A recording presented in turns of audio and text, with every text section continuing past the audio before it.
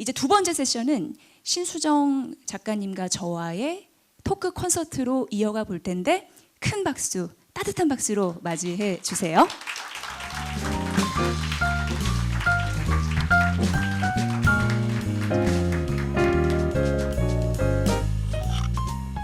예, 안녕하세요. 반갑습니다. 예. 네, 신수정 작가님은 앞서서 말씀해 드린 대로 굉장히 커리어 부자이세요. 그래서 사실 어떤 길을 걸어오셨어요? 하면서 인생의 서사를 듣기에는 오늘 이 시간이 너무 짧기에 좀 굵직한 줄기만 좀 말씀 좀 부탁드리겠습니다. 예, 뭐 반갑습니다. 저는 첫 번째는 글로벌 회사에 다녔고요. 그런 다음에는 박사 학위를 하기 위해서 회사를 나왔습니다. 그리고서 박사 학위를 한 다음에는요. 그 다음에는 삼성을 들어갔습니다. 그래서 삼성에서 컨설턴트를 하다가요. 그 다음에 3명이 나와서 창업을 했어요. 네. 예, 그래서 3명이 나와서 창업을 해서 한 3년 정도 해서 한 70명 정도 된 다음에 우리 XEC라고 그러죠. 그 당시에 상장 회사에 팔았습니다.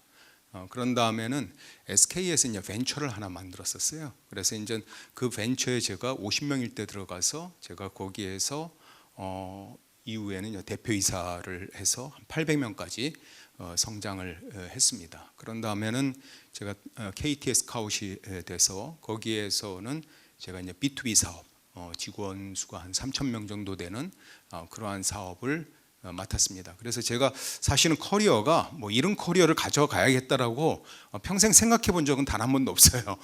근데 뭐 글로벌 회사에서도 제가 있어봤고, 뭐 국내 회사에서도 뭐 삼성, SK, 그 다음에 그 KT 이런 것도 있어봤고, 또 그 다음에 제가 벤처 창업도 해봤고, 그래서 굉장히 다양한 커리어를 가졌고, 또 이러한 커리어를 가지면서 제가 느낀 것들을 SNS에 기록을 하기 시작했어요. 그래서 페이스북에 맨 처음에 시작했고 링크드인에 시작을 했는데 제가 지금 링크드인에서는 대한민국에서 링크드인 팔로워가 제일 많은 사람입니다. 어제 5만 명을 넘었어요. 5만 명은 대단한 건데요. 네, 그래서 예. 많은 특히 이제 직장인들이 제 이제 글을 보고 좀 도움을 받고 영감을 받고 네. 이렇게 해서 이 자리에 섰습니다. 작가님 200명 더 추가입니다. 네, 여러분 들으셨지만 굉장하죠. 커리어가 굉장하고 한 번쯤 나도 해보고 싶은 도전적인 목표 그런 부분을 웬만큼 다 소화하고 오셨다라는 생각이 드니까 절로 존경스러운 마음이 듭니다. 오늘 작가님 우리는 이 급변하는 세상에서 나를 어떻게 디자인할 것인가 이거에 대한 인사이트를 주시잖아요. 근데 궁금한 건 다들 각자의 위치에서 커리어를 쌓기 위해서 노력 중인데 그 첫 스타트를 어떻게 해야지 좋은지 궁금해서 아마 초년생분들도 많이 오신 걸로 딱 보이죠. 예. 여러분들 첫 스타트가 되게 중요해요. 제가 이제 배구에 요새 재밌게 보는 분이 김연경 감독으로 됐는데 그분이 이제 선수였을 때 있잖아요. 김연경 선수가 전 세계에서 배구 쪽에서 연봉을 제일 많이 받았어요. 얼마 정도? 얼마일 것 같아요? 보통 뭐 축구 선수 이러한 분들은 뭐 100억 단위, 뭐 500억 단위 이렇게 그렇죠. 되는데 김연경 선수는 20억이었어요. 그렇게나 그러니까 적나요? 전 세계에서 제일 많은 연봉을 받았는데 20억이란 말이에요. 근데 테니스라든지 골프라든지 이런 쪽에서의 전 세계에서 제일 연봉을 많이 받는 사람들은 한 2천억 정도 받아요. 2천억. 그래 한 100배 정도의 차이가 난다라는 거죠. 그러면 김연경 선수가 노력을 안 해서 그렇냐 이거죠. 아니면 뭐 피지컬이 좋지 않아서 그렇냐 이거죠. 아니면 최선을 다하지 않아서 그렇나요? 그렇지 않아요. 최고 선수였고 최선을 다했고 열심히 했지만은 그렇게 최고의 선수가 됐음에도 불구하고 연봉이 작은 거는 그런 도메인에 들어가서 그래요. 그래서 배구라는 인기가 그렇게 많지 않고 앞으로도 계속 인기가 없을 것 같은 도메인에 들어가면은 내가 아무리 열심히 해도 캡이 쌓이는 거예요. 그래서 사실은 첫 번째 여러분들이 고려하실 거는 첫 번째 직장이 중요해요. 그래서 내가 어떤 도메인에 들어가느냐가 평생의 연봉에 저는 커넥팅이라는 책에서 그런 글을 썼는데요. 70%를 결정합니다. 그래서 내가 첫 번째 어떤 커리어를 잡을지 이게 에스컬레이터로 말하면은요, 밑으로 내려가는 에스컬레이터를 타면은 아무리 뛰어도 제자리예요. 위로 올라가는 에스컬레이터를 타면은 내가 슬슬 걸어가도 올라갑니다. 그래서 첫 번째 직장이 중요하다.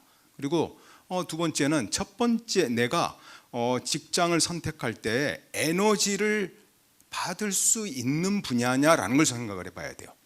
많은 직장인들이요 들어가서 요즘에는요 삼성전자 뭐 현대차 들어가서도 퇴사를 20%를 해요. 왜냐하면은 거기 들어가서 에너지를 잃어버려요. 너무.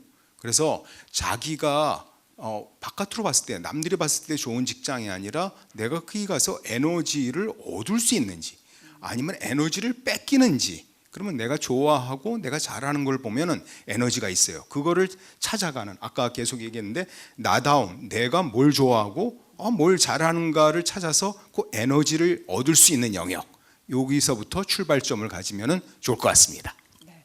정말 찐 조언이에요. 그러니까 내가 원하고 열정적으로, 우리가 살다 보면은 좋은 일만 있는 거 아니잖아요. 어려운 일도 있고 관계적으로 힘든 것도 있는데 그걸 돌파하려면 내가 원해서, 왜 사랑하는 사람하고 결혼해야 되는 비슷한 이치 그렇게 생각을 하시면 될 것 같습니다. 그리고 일단 들어가게 되면 그 산업 구조 이런 부분에서 연봉이 밴드가 이제 정해지니까 그런 출발선도 굉장히 중요하다라는 부분이었습니다.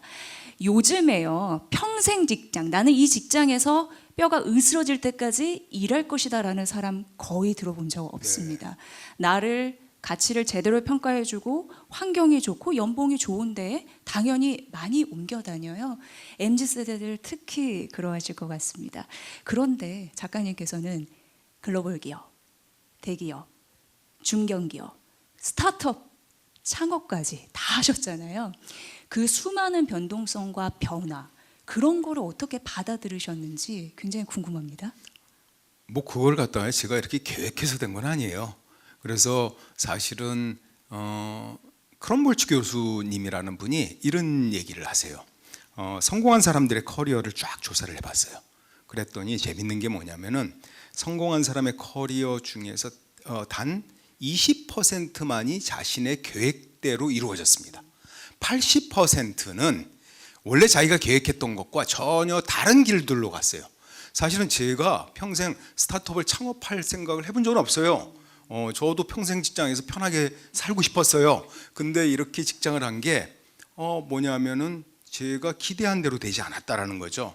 근데 그 교수님이 어떤 얘기를 하냐면은 삶에서의 커리어가 변하는 두 가지의 모멘텀이 있다고 그랬어요. 그게 뭐냐면은 하나는 우연히 어떤 사람을 만나는 것, 또 하나는 우연히 어떤 사건을 접하는 것이라고 그랬어요. 예를 들면 내가 회사를 잘 다니고 있는데 상사가 막 나를 괴롭혀요. 그럼 회사를 그만두는 거예요. 이러한 식으로 어떤 사건과 사람에 의해서 자신의 커리어가 바뀌는데, 그 커리어가 바뀌는 데 있어서 좋은 쪽으로 계속적으로 커리어가 바뀌는 사람의 공통적인 특성을 찾아봤더니 5가지가 있다고 그랬어요. 5가지요. 네. 예. 그거는 제 책을 보셔야 돼요. 이례격이나 커넥팅을 보시면 되는데 커넥팅에 자세히 나와 있습니다. 그 중에 한 가지만 말씀을 드리면은 호기심과 긍정성이라고 얘기를 했어요. 그래서 저도 약간 그게 있었던 것 같아요. 계속적인 커리어의 변화가 있었지만은 새로운 걸 하게 되네.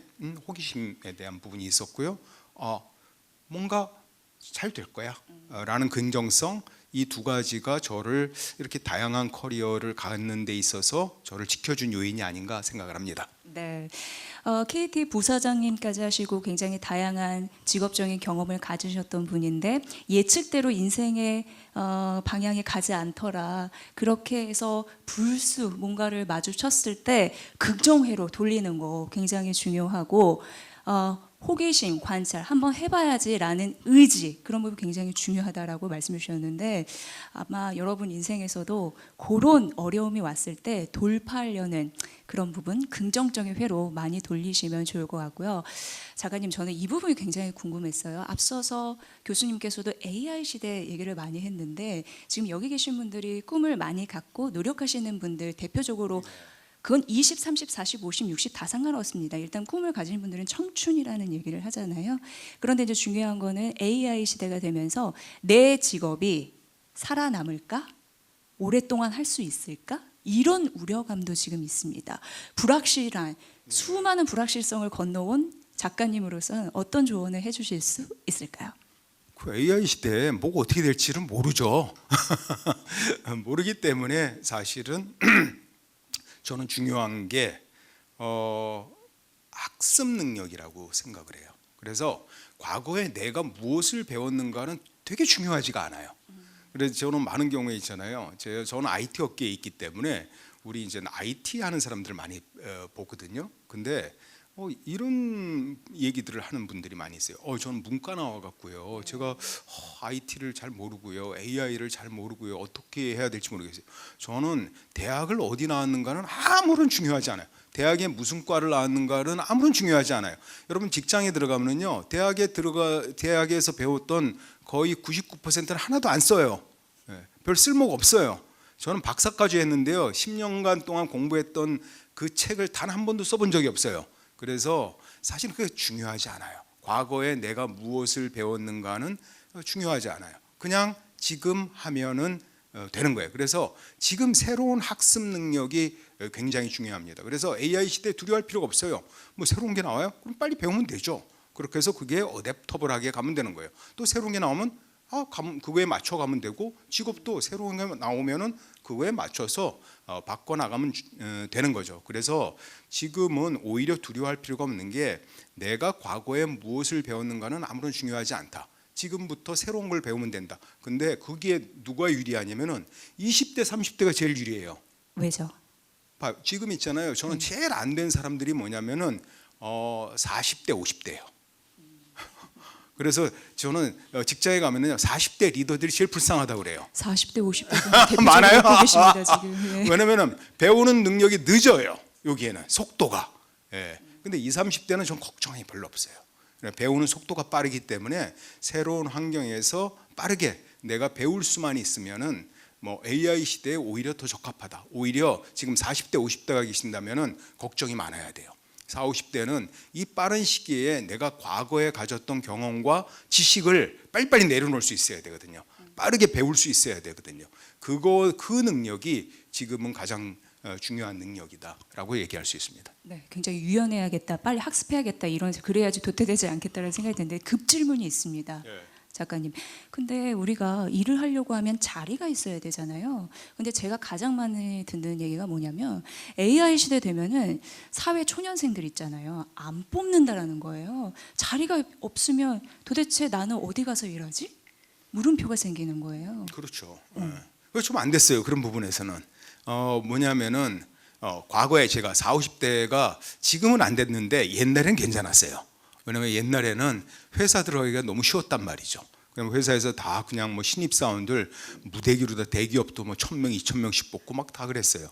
근데 지금 시대에는 사람들을 잘 안 뽑아요. 그리고 신입사원이라는 개념도 점점 약해져요.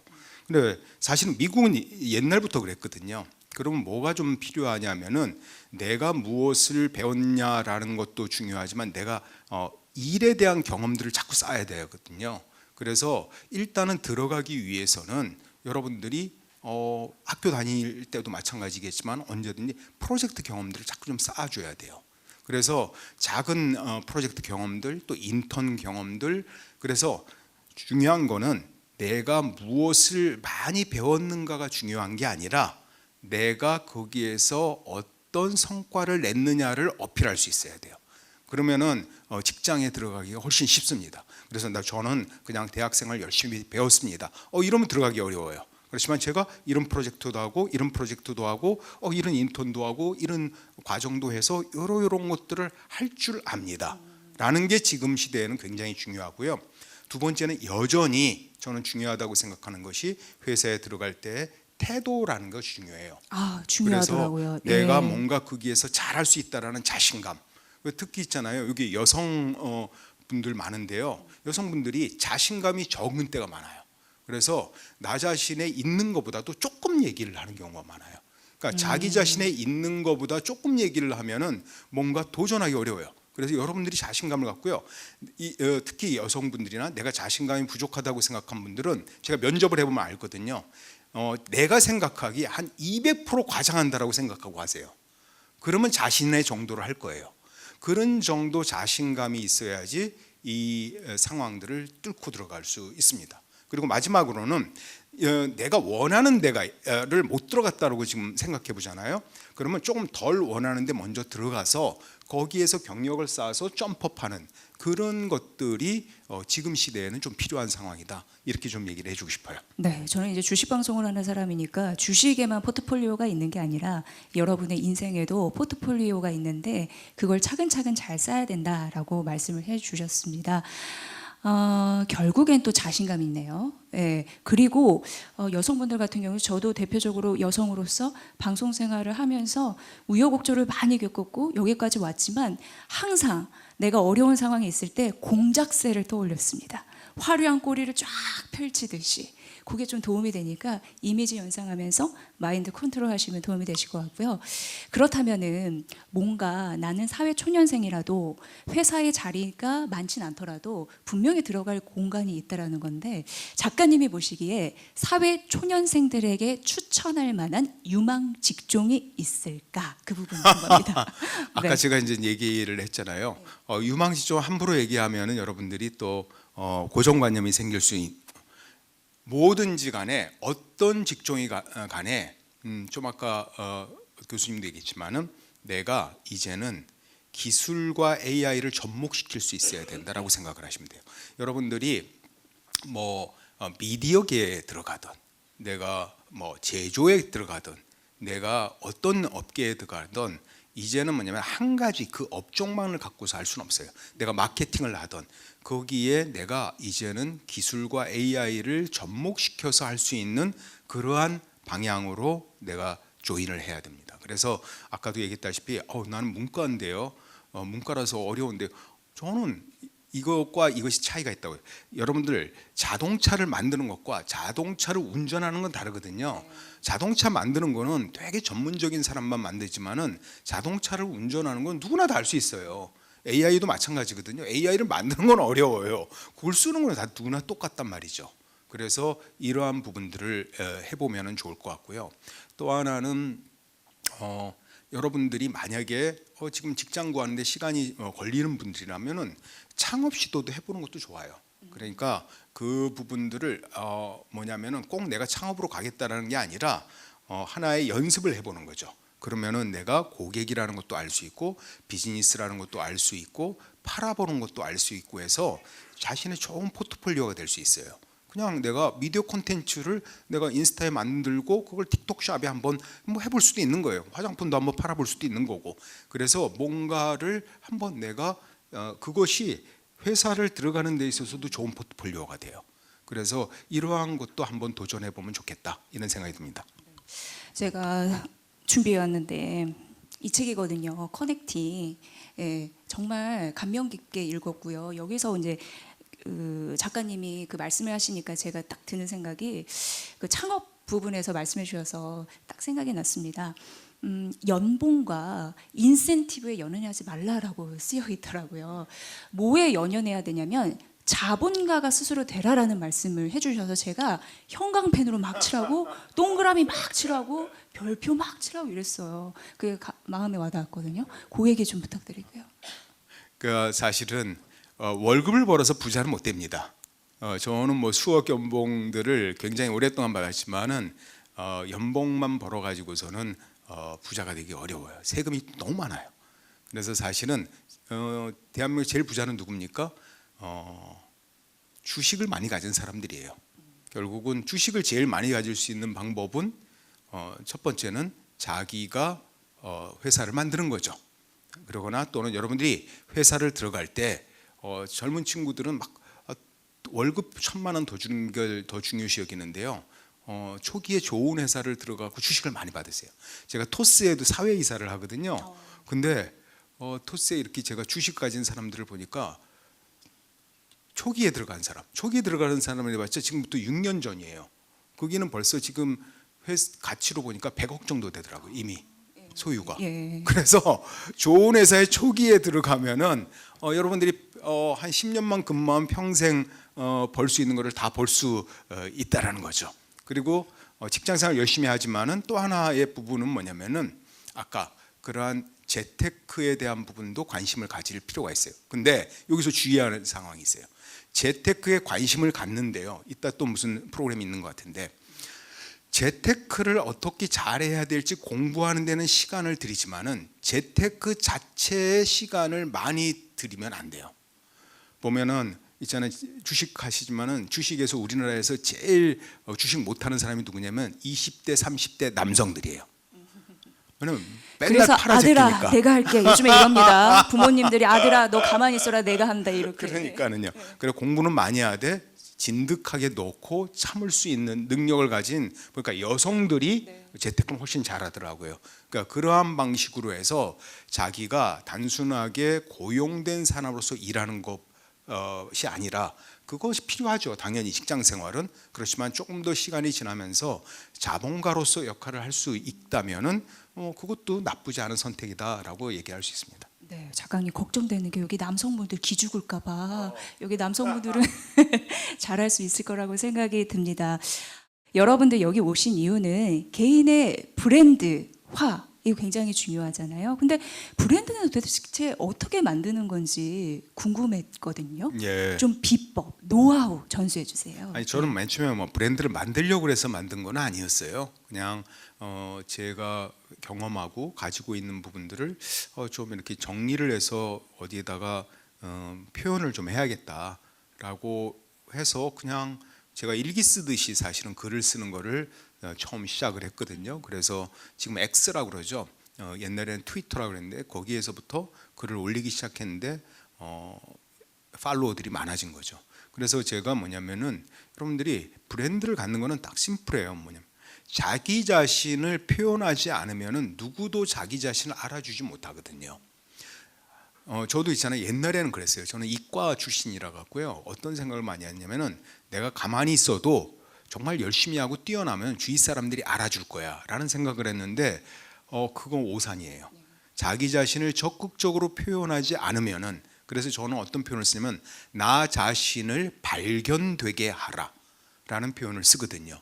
나 자신을 발견되게 하지 않으면은 누구도 알아볼 수 없는 거죠. 그러면 나 자신을 적극적으로 발견되게 하는데 단순하게 뭐 맨날 놀고 뭐 이렇게 밥 먹고 뭐 이런 것만 갖고 발견되게 하지 말고 뭔가 자신만의 콘텐츠를 가지고 자신을 발견되게 하는 활동들을 꾸준히 하다 보면은 그거에 공감하는 사람들이 생겨나가고 그러면서 자신들의 브랜드가 생겨납니다. 그래서 저는 여러분들이 어떤 분은 나는 글이 좋아 하는 분들은 글 쓰는 플랫폼, 나는 영상이 좋아 하는 분들은 영상에 대한 플랫폼, 자기 선택을 할 수가 있어요. 저는 사실은 맨 처음에 글이 좋아갖고 글로 다 했는데 제가 요새 인스타에 저를 처음은 제가 노래도 부르고 춤도 추고 그래요. 그래서 많이 바뀌셨네요. 광고도 들어왔어요.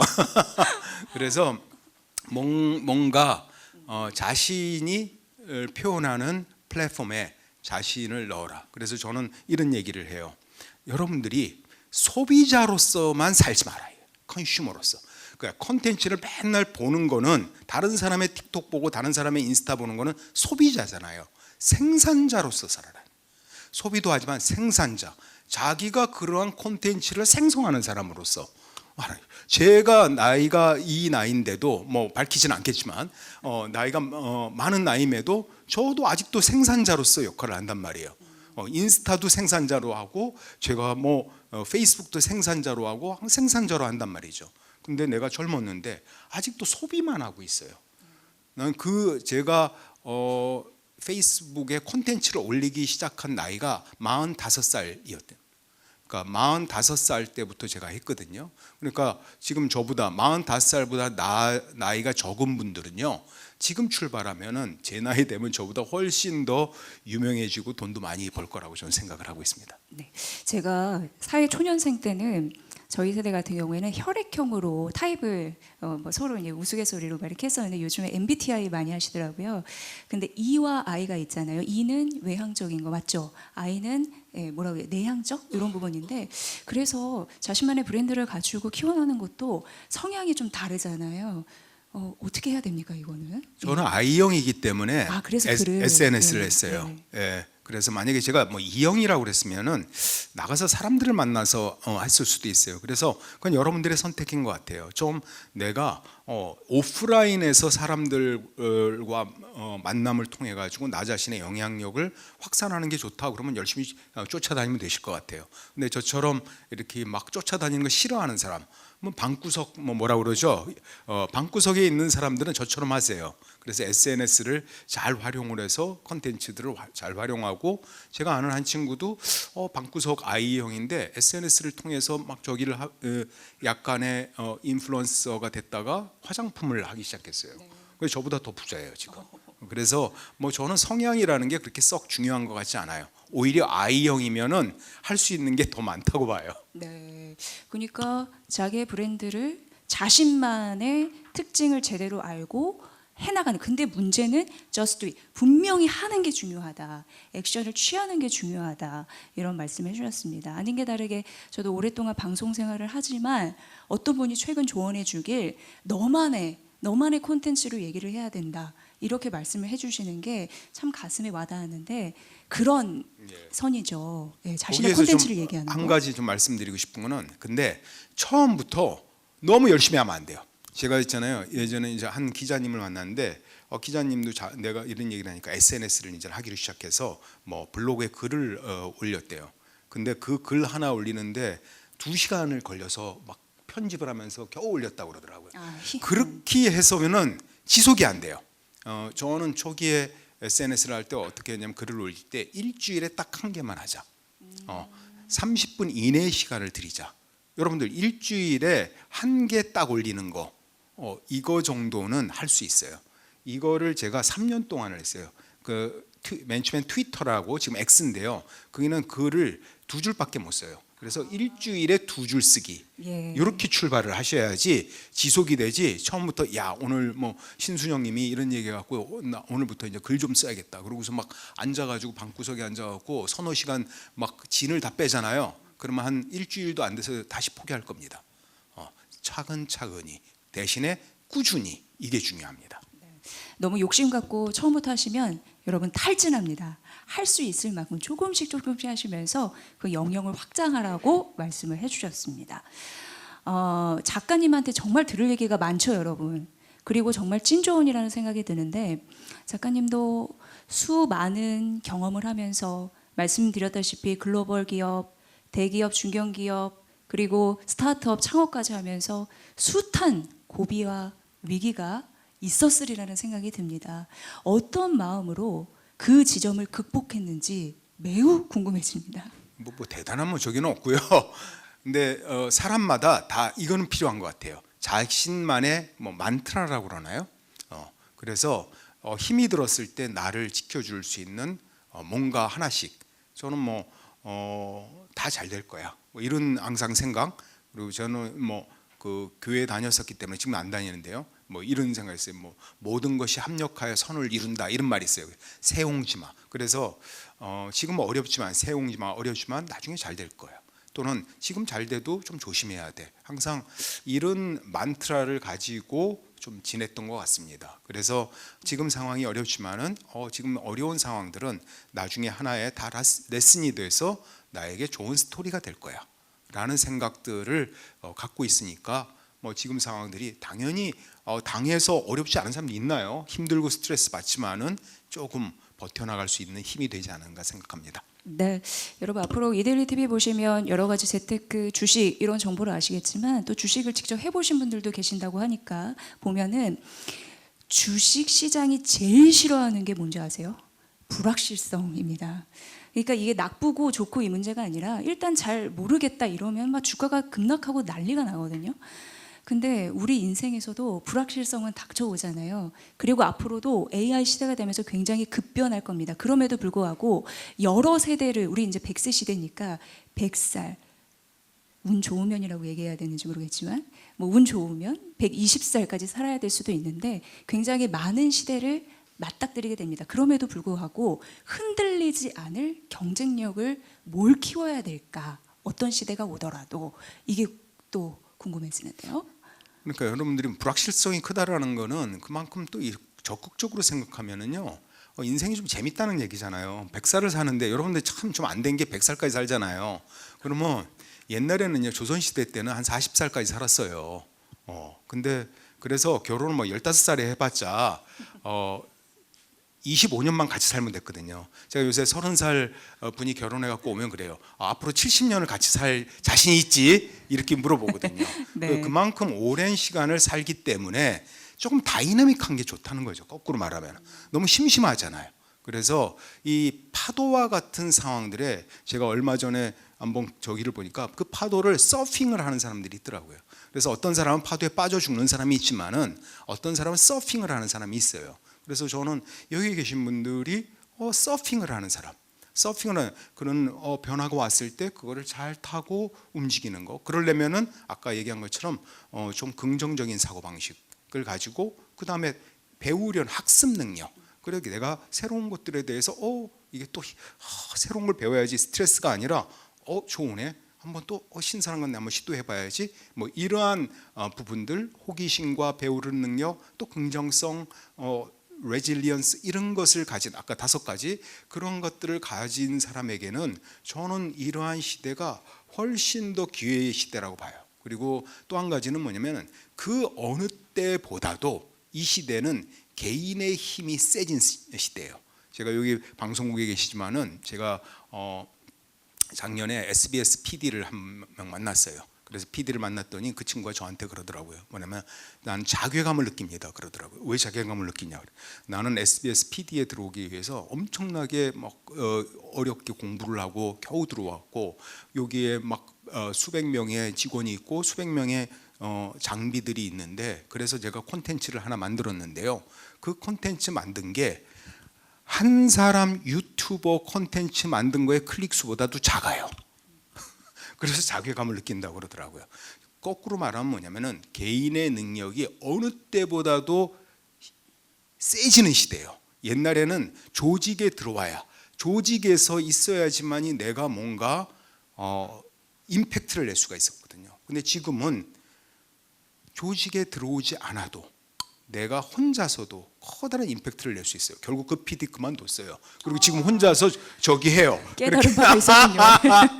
그렇게 네. 해서 여러분들이 사실은 그 어느 때보다도 거꾸로 말하면은 불확실한 시대지만 그 어느 때보다도 개인의 역량을 발휘해서 조직보다도 더 큰 힘을 발휘할 수 있는 기회다 이거죠. 그래서 시도해 보시고 배우고 시도하고 이러한 것들을 반복하는 것이 저는 특히 여기에 젊으신 분이라면 지금 시대에 굉장히 중요한 부분이다라고 좀 얘기하고 주고 싶어요. 네, 저희 더 경제 콘서트, 더 이코노미 콘서트 하면서 미래를 디자인하다라고 나와 있잖아요. 여러분의 퍼스널 그 디자인, 브랜드 이런 부분을 잘 하신다면 기업 못지않은 AI 시대에 막강한 파워가 있을 것 같고 절대 파도에 빠져 죽지 마시고요. 파도에 서핑을 즐기듯 타시면서 사셨으면 좋겠습니다. 2가지 질문이 남아 있습니다. 다음 질문은 뭐냐면 2가지 재밌으시죠? 네, 굉장히 의미가 있고 저 진짜 1시간 더 할 수 있을 것 같습니다. 직무에 상관없이 이거는 꼭 공부를 해놨으면 좋겠다 하는 게 있다면 좀 일러주세요. 뭐 발표력이나 뭐 여러 가지 뭐 글쓰기 능력이나 좋은 얘기네요. 예. 뭐냐면은 이 배움의 영역에 2가지가 있어요. 보통 우리가 하드 스킬이라고 하는 게 있고요, 소프트 스킬이라는 게 있어요. 근데 많은 분들은 하드 스킬 그러면 이제 전공 때 막 배우는 것들이에요. 근데 사회생활을 하면은요, 이 하드 스킬도 중요하지만 이 소프트 스킬이라는 게 되게 중요해요. 그럼 소프트 스킬은 어떤 것들이 있냐? 제가 배운 것 중에서 제일 도움이 됐던 것 중에 하나는 예를 들면은 협상하는 방법, 그 다음에 프레젠테이션 하는 방법, 글 쓰는 저 있잖아요. 제가 어떤 학원까지 다녔냐면은 목소리 학원을 다녔어요. 아나운서 학원 같은 거 다니신 거예요? 네, 왜 그러냐면은 네. 제가 발표를 하거나 이런 걸 하는데 강의를 할 때 목이 많이 쉬었었어요. 그래서 이거를 갖다가 제가 아나운서 목소리 학원을 다녀가지고 이제 목이 안 쉬게 됐어요. 그래 너무너무 이게 도움이 되더라고요. 예. 네. 그래서 전직 아나운서가 하시다가 나온 학원에 들어가고 제가 배운 거예요. 그래서 이런 소프트 스킬들 있잖아요. 그래서 프레젠테이션 하는 법, 글 쓰는 법, 협상하는 법, 또 그룹 띵킹 하는 법, 리더십 이런 것들도 지금 뭐 AI 기술을 배우고 이런 것만큼이나 사회생활에서는 되게 중요하다. 그래서 이런 부분들을 배워나가는 것도 저는 굉장히 효과가 있다고 봐요. 잠깐요. 꼬리 질문이 갑자기 생각났는데 협상의 기술은 어떻게 배울 수가 있어요?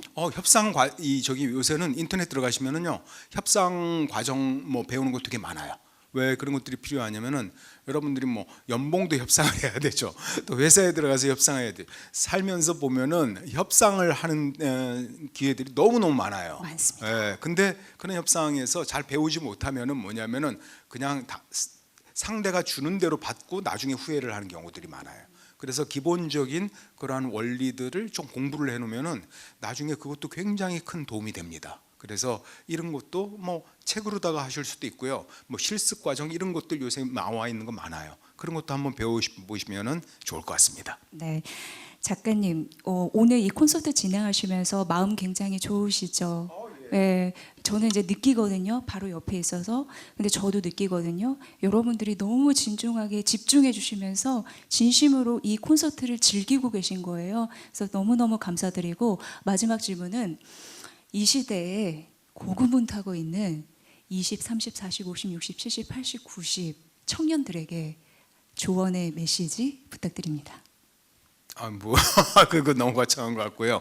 뭐 콘서트라고 그러면은 사실 뭐 여기 와서 노래 부르고 여러분 막 떠들고 이래야지 콘서트인데 참 여러분들 그래도 진지한 콘서트입니다. 저는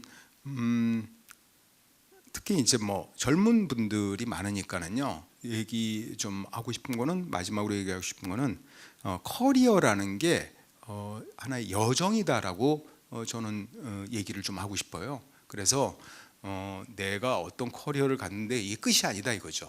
내가 어떤 대학을 나왔느냐 이것도 끝이 아니거든요. 사실은 직장 다니다 보면은 그게 과거의 어떤 학벌이라든지 이런 것들이 썩 중요하지 않아요.